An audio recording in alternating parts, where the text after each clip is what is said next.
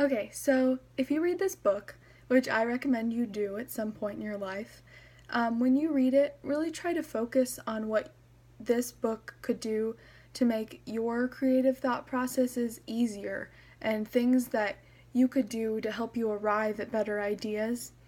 Because I think that's what the author's really trying to get across is that everyone can be creative, and creativity isn't just something that one person has. It's an actual brain process. It's something that it's happening and that you can recreate.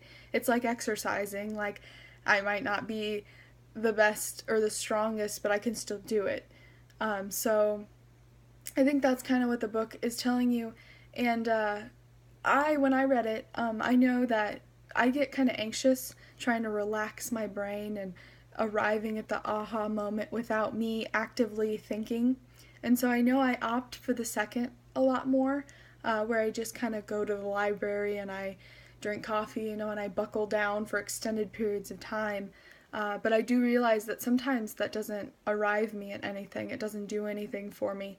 And so the book kind of taught me that, it's okay to step back and let your brain relax, because then the author called it alpha waves in your brain that somehow get it going so that you can arrive at different ideas and innovations. And I think that if I challenge myself with trying to do that, then maybe I'll end up with different results or just kind of a new way of thinking. And so I think that's a good reason why you should read the book. And then also, just reading it, he includes a lot of stories of all these other people, and you think, like, what am I going to invent? But he gives a lot of different examples. He talks about music a lot, how, some guy from my mom's era, she knew him. She sang his songs when I read this book. But anyway, he wrote all these good songs, and everyone loved him, and everyone listened to him, and he went on tour, and then one day he decided that he didn't like it. He didn't like what he was writing. He didn't want to do it anymore, and so he took kind of a hiatus and he left. And after a while, he had something he wanted to write about. And I think we can relate to that.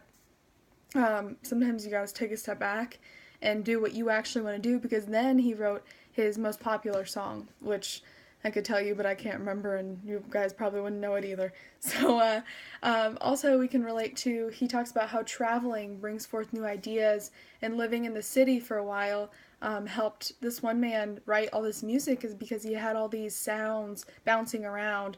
It's kind of like when he talked about cities and collaborations, there's so many ideas and so many things to think about.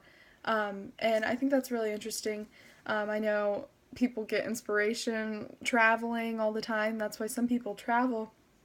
And then also, I always watched the Toy Story movies when I was little, but they talked about Pixar and creating these movies, which is amazing. But apparently, Toy Story 2 was so close to A Bug's Life. They were finishing A Bug's Life or something, and they started making Toy Story 2. And when they made these movies, they would all come together in one room, and they'd have their story, and they just rip it apart. And they talked about how they ripped it apart too, and how they would give two creative criticisms for every one negative or something. They had a process for that. They all came together and they all ripped apart this, and they made sure all the emotions and the background of these characters were perfect. But I think that's a way of creativity, is them having a process in place so that they can make the best story they could. Because when they made A Bug's Life, they were finishing it, and they started making Toy Story 2, and they didn't all come together. They didn't have time because some of them were making The Bug's Life. So when they got really close to finishing Toy Story 2, they all came together finally, and they looked at it together, and they hated it. And this was less than 9 months. They took everyone, they said, we don't like this. It's very bad. And so they took everyone to a remote area, and they scrapped the whole thing, and they remade it in less than 9 months, I think that was. But I just thought that was crazy, because I've done that. I mean, I've made things and completely hated them, and you just gotta redo them, because sometimes you can't salvage something. That's when the new idea comes in and you have to let it happen. And so I thought that was really neat. And then also the persistence. You might think that's stubborn, not wanting to go on, but they talked about a painter who painted just like an inch of gray for months because he wanted to make sure it was perfect, and so he persisted. That's what they talked about. So I thought that was interesting too. So there's a lot of things you can take away from this story, and I'm just hitting on the high points. There's a lot of smaller points too that led them to how they created these innovations. Like the story of the Barbie doll. I thought that was crazy how there was a mother and she had a daughter and she was playing with dolls, I think it was. Yeah, she was playing with dolls or something, and she was playing with babies. And the mother thought, she needs an adult for her baby, that because she was being the adult. And so I thought that was interesting because then I think her husband, the dad, was a toy maker at Mattel, and his wife told him that, and he thought that was crazy. Why would children want to play with adult dolls? And so they went to Germany, I think it was, and she didn't know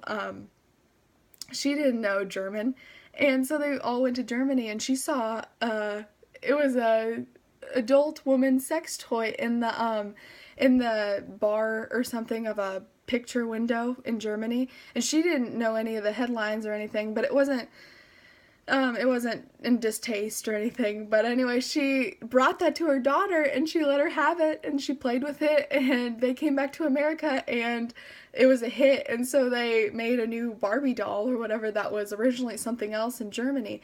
But that's just crazy how ideas can translate and move from person to person like that. And so, I mean, if you're working in a study group, if you're working by yourself, like, sometimes you have to buckle down, sometimes you have to take a step back, sometimes you just need other people to bounce ideas off of. It gave me a lot of different options if I'm feeling stuck or have a problem with something. And so I definitely think this was not only an interesting book, but a helpful book to read for myself. So I definitely recommend it. I think it pertains to this class. And yeah, so I'm excited to hear what books you guys read. So anyway, that's all I have.